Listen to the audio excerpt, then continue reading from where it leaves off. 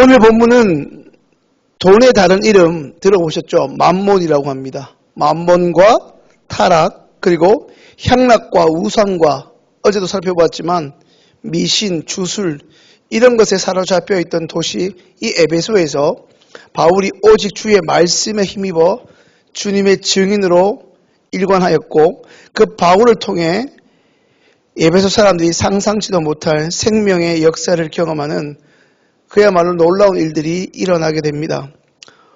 오늘 본문 21절은 그 사건 이후에 사도 바울에게 있었던 일을 기록하고 있습니다.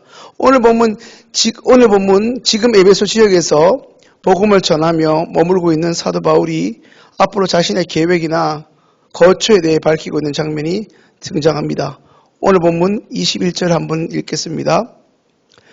이 일이 있은 후 바울이 마게도냐와 아가야를 거쳐 예루살렘에 가기로 작정하여 이르되 내가 거기 갔다가 후에 노마도 보아야 하리라 하고, 오늘 본문 21절 지금 에베소 지역에서 이렇게 복음을 전하면서 자신의 앞으로의 계획과 거처에 대해서 말합니다. 어제 새벽에 살펴본 대로 최소한 2년 3개월 이곳 에베소에서 사역을 열심히 감당하던 바울이 자신의 2차 전도 여행이 마무리되면 이제 먼저 마게도냐와 아가야를 방문하려고 계획을 세웁니다. 오늘날 발칸반도 북부 지역 마게도냐 땅에는 바울이 2차 전도 여행 때 세웠던 빌립보 교회, 데살로니가 교회, 그리고 지난번에 살펴봤던 베레아 교회가 있었고 남부 지역은 아테네 그리고 고린도 교회가 세워졌습니다. 이제 바울이 3차 전도 여행을 떠날 준비를 하면서 지난 2차 전도 여행 때 자신으로부터 복음을 듣게 된 그리스도인들을 다시 직접 찾아가 그들의 믿음이 흔들리지 않고 견고하게 자리 잡을 수 있도록 권면할 계획을 보여줍니다. 사도 바울은 금방 읽은 21절의 말씀에서 예루살렘으로 잠시 돌아갔다가 그 이후에는 노마도 보아야 하리라는 말을 선포합니다. 오늘 21절의 이 말씀은 원문으로 따져보면 이렇습니다. 내가 반드시 로마도 보아야만 하리라입니다. 원문에는 반드시라는 말이 있는데 한국말에서는 생략되어 있습니다. 바울이 반드시 로마도 보아야 한다는 말은 죽기 전에 내가 로마 한번 가서 관광해 보겠다 이런 말이 아니죠. 자신의 조국에 속한 그 로마 제국의 심장인 수도 로마를 자신의 남은 생애를 던질 마지막 전도지로 삼고 사역지로 선택했다는 의미입니다. 과연 바울은 스케일이 커도 큰 사람입니다. 사랑하는 성도님들, 한때 주님의 교회를 짓밟고 예수 믿는 사람들을 다 잡아 가두려고 했던 그 일의 혈안이 되었던 젊은 사울에 의한 사람을 생각해 보십시오. 예수 믿는 사람들이 사울만 보면 벌벌 떨 정도로 그는 정말 대단한 대적자였습니다. 예수 믿는 성도들을 가뜩이나 무섭게 하던 바울은 사도행전 9장 다메섹에서 살아계신 주님의 현존을 바라보며 그의 인생이 송두리째 달라집니다. 저도 사도행전 9장을 읽을 때마다 사도 바울이 놀라는 모습이 너무나 생생합니다. 주여 니시옵니까? 여쭈볼 때 네가 핍박하는 예수라고 말하지 않습니까? 나는 하나님을 향하여 열심히 살았다고 생각했는데 그 열심이 하나님을 향한 대적이었다는 것입니다. 바울의 인생에 얼마나 그 인생이 송두리째 바뀌는 계기가 되었겠습니까? 어찌 보면 한때 교회를 파괴했던 폭도요, 그 주동자였던 바울 그는 예수님으로부터 구원의 은총을 경험한 이후부터는 더 이상 자기의 한 몸 편하고자 단 한 번도 안주한 적이 없습니다. 성경을 자세히 보십시오. 바울이 예수 믿고 하나님 편에 서면서부터 어디 밤에 잠 한 번 제대로 잔 적이 있었습니까? 매를 안 맞은 적이 있었습니까? 사도 바울 그는 주님의 부르심을 받은 이후에 오늘 본문에 이르기까지 마음만 먹었다면 안주할 곳과 기회가 얼마든지 있었습니다. 적당히 복음을 전할 기회도 얼마든지 있었습니다. 하지만 지난 새벽에 살펴본 대로 이제 온전히 하나님의 사람이 된 바울의 관심은 자기 몸을 지키는 것이나 자기가 출세하는 데 있지 않고 오로지 나를 다시 불러주신 주님의 증인으로 살아가는 소명의 완수에만 있었습니다. 그런 바울이었기에 지난 3번의 기나긴 전도 여행을 마친 뒤에 당시 제국의 심장인 이 로마를 마지막 전도지로 삼아 자신의 남은 생을 바치겠다는 그의 이와 같은 선언이자 요즘 교회들이 잘하는 비전 선포 같은 이런 비전 선포에 많은 이들에게 적지 않은 감동과 울림이 되었습니다.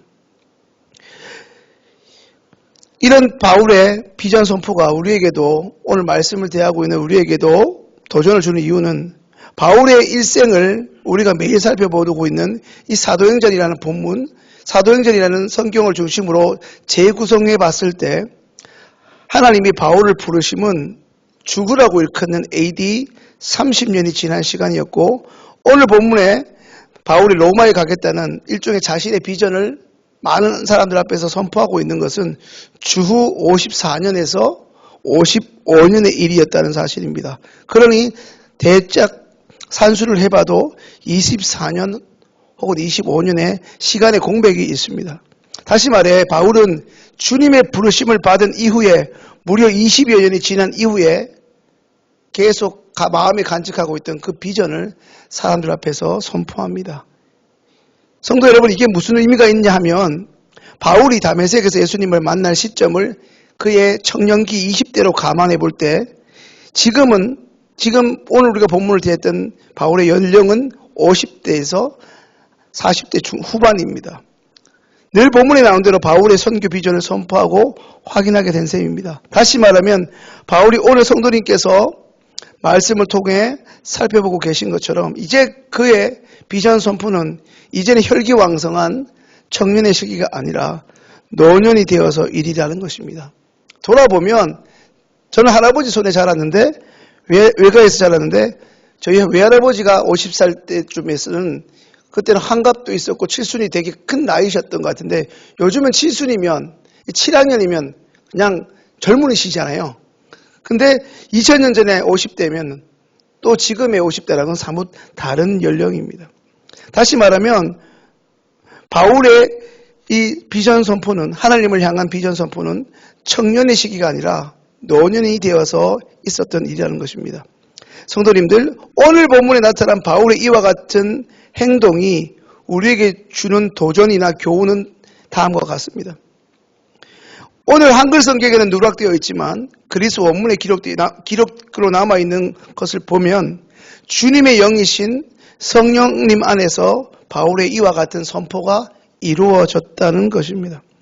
바울이 하고 싶은 대로 이전에 다메섹에서 사도행전 9장에서 자기 혈기로 자기의 어떤 계획으로 예수 믿는 사람을 잡아가두고 그리고 또 잡으려고 고문을 회당에 청하는 그런 자기를 위한 삶이 아니라 이제 철저히 바울의 삶은 성령께서 이끌으시는 대로 지난번에 살펴보셨겠지만 자신은 아시아로 가서 말씀을 전하고 싶었으나 마게도냐로 건너오라 했을 때 그리로 가서 순종하는 모습처럼 말입니다. 즉 그의 선포의 뿌리이자 동기가 이제 더 이상 이전의 자신의 모습인 자신의 열정이나 열심이 있는 것이 아니라 오히려 그를 먼저는 다메섹에서 부르시고 그리고 수차례 그를 위협과 사람들의 그런 목숨의 위협에서 부르신 주님의 부르심을 경험한 이후 무려 20여 년 동안 성령으로 자신에게 임재하시는 주님 앞에서 매일 그는 힘들고 고된 삶 가운데서도 정직하고 또 어떤 이들 못지않게 신실하고 진실하게 이 길을 달려왔다는 것입니다. 오늘 말씀을 준비하면서 예전 어떤 목사님의 책에 있는 의미심장한 글이 하나 생각났습니다. 읽어드리면 이렇습니다. 그리스도인의 인생은 인생이라는 모자이크판에 매일 삶이라는 색종이를 붙여 나가는 것과 같다. 이런 거는 목소리 좋은 우리 양 목사님 읽어주셔야 되는데요. 그리스도인의 인생은 인생이라는 모자이크판에 매일 삶이라는 색종이를 붙여 나가는 것과 같다. 그러니까 매일 그 색종이를 붙이면서 인생이 덧대어진다는 것이죠. 여러분 사도행전의 바울을 한번 잘 생각해 보십시오. 한때 젊은 유대인 지도자로서 촉망받았고 동시에 혈기왕성하여 오히려 예수 믿는 자들을 체포하고 가두는 것으로 주님을 대적하던 그 청년 바울은 오늘날 터키로 일컬어지는 그 다메섹에서 예수님을 만나자마자 즉시 누구보다 앞장서서 주님을 위해 무엇인가를 하려고 애썼습니다. 그런데 주님은 그때마다 그 길을 막으시고 바울의 열정으로 하나님을 일을 못하게, 때로는 아무것도 못하는 실패자로, 때로는 무려 13년 동안 주님의 손에 새롭게 빚어지기 위해서 고향 다소에서 그저 연단받는 시간, 광야의 시간들을 보내게 하십니다. 바울이 원하는 당장이나 내일 그것이 아니라, 그래서 하나님이 계신 것마저 의심이 들 그때 하나님의 때에 따라 바울을 불러내시어 바울을 통해 일해 주셨습니다. 어찌 바울 한 사람의 인생만이 그렇겠습니까?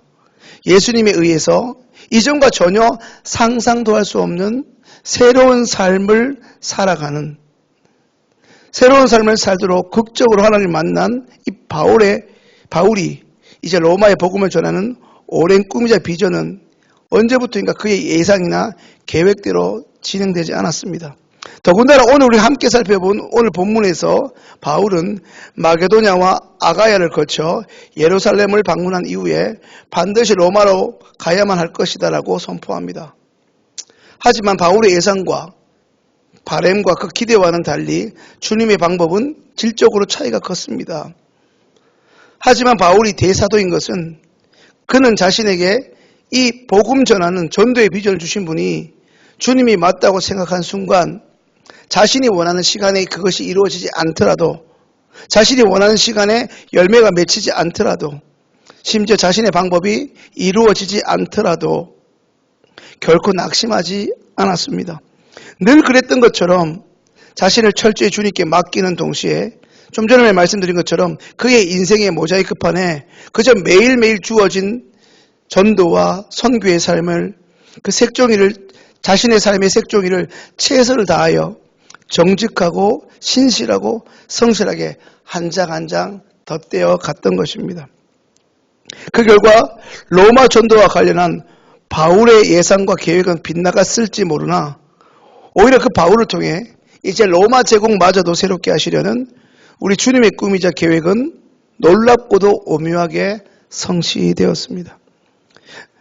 말씀을 정리합니다. 사랑하는 성도님들, 주님께서 여러분 한 분 한 분을 통해 이루시고자 오래전부터 계획하신 비전이 무엇입니까?